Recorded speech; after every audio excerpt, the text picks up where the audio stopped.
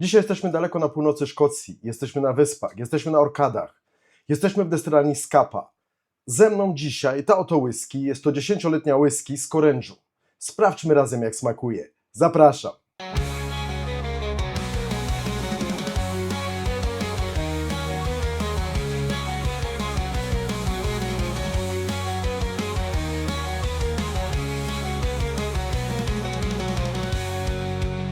Witam serdecznie w kolejny piątek, tutaj Marcin. Tak jak zapowiedziałem na wstępie, jesteśmy na Arkadach, jesteśmy na północy Szkocji, jesteśmy w destylarni Scapa. Ze mną dzisiaj jedna z korężowych pozycji, jest to Scapa 10-letnia. Co mogę powiedzieć o tej whisky? Jest to whisky, która jest zabutelkowana w 48% alkoholu, która nie ma filtracji na zimno, no ale niestety jest barwiona karmelem. Jeśli chodzi o maturację, whisky ta była leżakowana w beczkach po bourbonie z amerykańskiego dębu. No niestety nie doszukałem się, czy to są beczki pierwszego, drugiego, czy kolejnego napełnienia. Niemniej jest to amerykański dąb, są to beczki po bourbonie. Jeśli chodzi o cenę, whisky ta kosztuje u mnie pomiędzy 44 a 60 euro, więc widełki są dość spore. Właśnie dzisiaj znalazłem ją na internecie w jednym ze sklepów w promocji za 43 euro. Jeśli chodzi o ceny w Polsce, to znalazłem na internecie, że można ją kupić już od 199 zł. Dobrze, przejdźmy do strony praktycznej. Pozwoliłem sobie wcześniej nalać te whisky do kieliszka.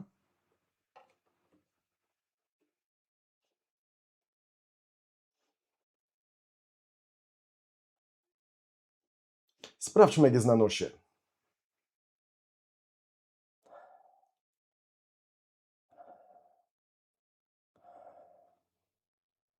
Jest bardzo dobrze. Jest bardzo apetycznie. Jest słodziutko, bardzo słodko. Dużo słodyczy, dużo karmelu, wanilii i cała paleta owoców, jasnych owoców i tropikalnych owoców.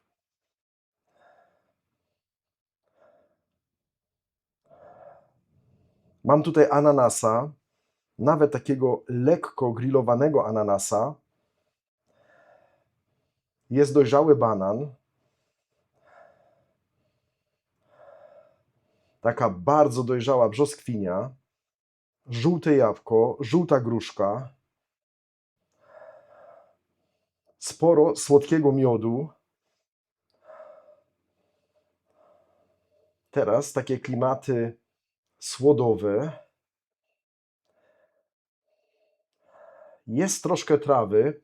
Powiedziałbym, że trochę żółtych traw, ale jednocześnie czuję tutaj jakieś zioła.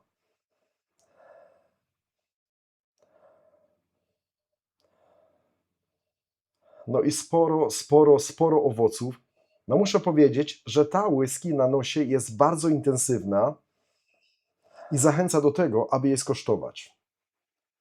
Sprawdźmy, jak jest na języku.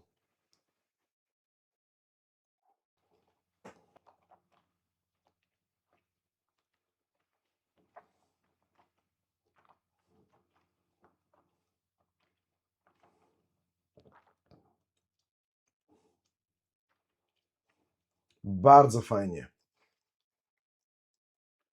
Słodziutko. Dużo tych owoców. Miód, karmel, wanilia. Są i przyprawy dębowe. Tego dębu jest tu dość sporo, ale bardzo przyjemnie. Mam troszeczkę białego pieprzu, troszeczkę imbiru. Dodaję to takiego pazura tej whisky. Ma 48%. Naprawdę jest fajne 48%. Intensywnie na nosie, intensywnie na języku. No troszeczkę czuć ten alkohol. Mimo wszystko myślę, że alkohol tu jest świetnie ułożony i że ta lekka ostrość, ten lekki pieprz, biały pieprz i troszeczkę imbiru jest raczej od beczek, od drzewa, bo przy okazji mamy troszeczkę takich tanin, że to nie jest ostrość alkoholowa. No teraz pięknie. Dużo wanilii, słodkiego, dojrzałego banana. O, ale pięknie. Crème brûlée. Tropikalne owoce. Ananas, mango, papaja. I taka fajna słodowość, która jest połączona z takim słodkim miodem. Ja wiem, że to brzmi trochę dziwnie, kiedy mówię słodki miód. Miód jest słodki, ale chodzi mi o to, że nie jest to ani taki miód, nie wiem, leśny, kwiatowy czy ziołowy. Jest to taki czysty miód, no nie wiem, taki naprawdę słodki miód, bez domieszek jakiś. Nie wiem, jak go nazwać.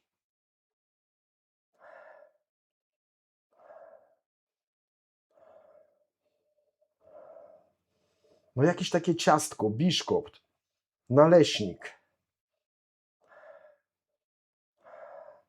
Naleśnik z miodem, bita śmietana z takim musem jabłkowym, takie podpieczone jabłko. No taki mus jabłkowy z przyprawami, troszkę cynamonu, mamy tutaj i goździki. No teraz sporo tego cynamonu i takie pieczone jabłko. No pięknie, naprawdę, bardzo mi się podoba na nosie, zresztą na języku również. Dobrze, czas na drugiego łyka.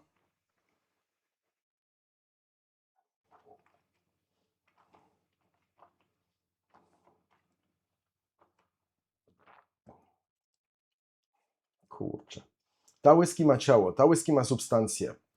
Jest oleista, jest pełna, jest kompleksowa. Mamy tutaj ex-bourbon, amerykański dąb i można by powiedzieć, że jest taka jednoliniowa. Z jednej strony, no mam tu takie lekkie wrażenie, jakbyśmy w Ettingu nie mieli tylko beczki po bourbonie, ale mieli też jakiś Virgin Oak, ale myślę, że gdyby tam był Virgin Oak, podaliby to, albo i nie.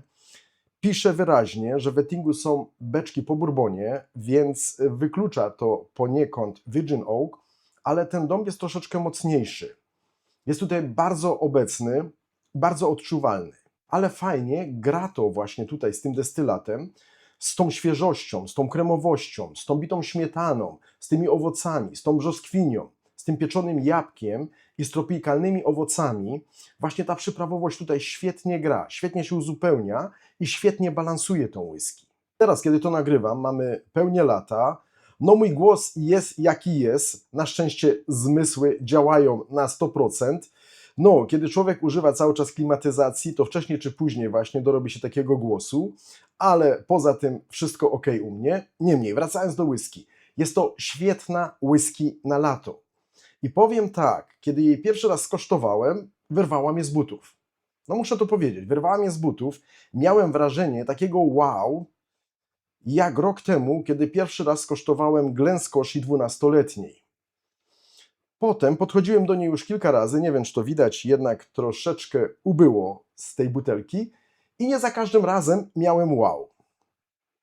Raz było wow, potem było dobrze, potem było ok, potem było troszeczkę gorzej, nie wiem, za dużo było mi tego dębu, potem znowu było wow, więc w zależności od dyspozycji dnia, w zależności od tego, jaki miałem humor i jak długo spałem, no przepraszam, na pewno nie, w zależności od tego, co jadłem i jaki był dzień, albo ewentualnie jakiego startera użyłem wcześniej, no dzisiaj również użyłem startera i myślę, że było to pomocne, to powiem szczerze, ten dąb absolutnie mnie przeszkadza, wręcz przeciwnie, ten dąb dodaje takiego pazura i smaczku i świetnie uzupełnia ten destylat i naprawdę dzisiaj również robi efekt wow. Dobrze, może przejdę do podsumowania,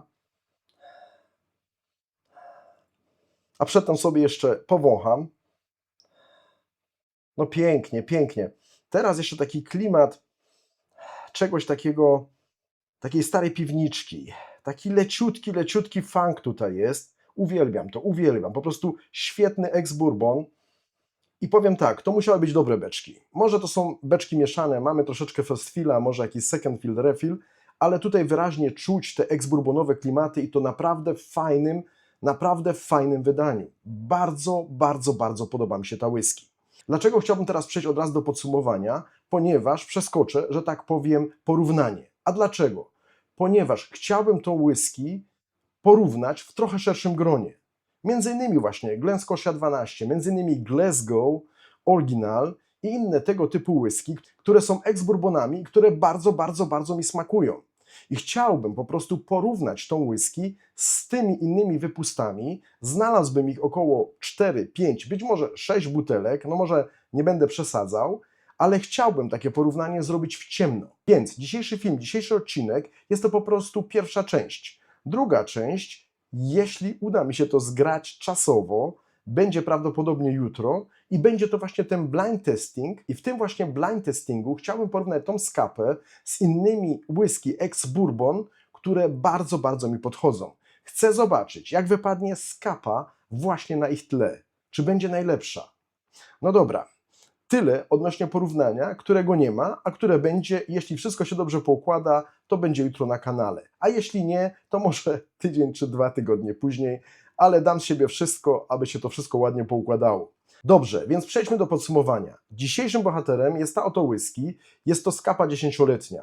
Jest to ex-bourbon, 10-letni ex-bourbon, który jest zabutelkowany w mocy 48%. Jest to świetny, rewelacyjny ex-bourbon, który nadaje się również teraz na lato. Jest to whisky, która smakuje owocami, tropikalnymi owocami, dojrzałymi owocami, która ma klimaty ex-bourbonowe. Mamy mnóstwo wanilii, mamy crème brûlée i bardzo fajne przyprawy z dębu. Whisky, która się fajnie pije, która jest intensywna na nosie, jak i na języku.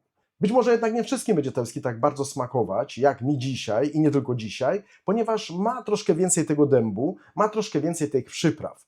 Jeśli nie jesteś fanem takiej przyprawowości dębowej, być może ta whisky Ci tak bardzo nie podejdzie jak mi, ale myślę, że będzie Ci smakowała. Ma 48% ABV, zawsze można dodać troszeczkę wody i będzie na pewno łagodniej.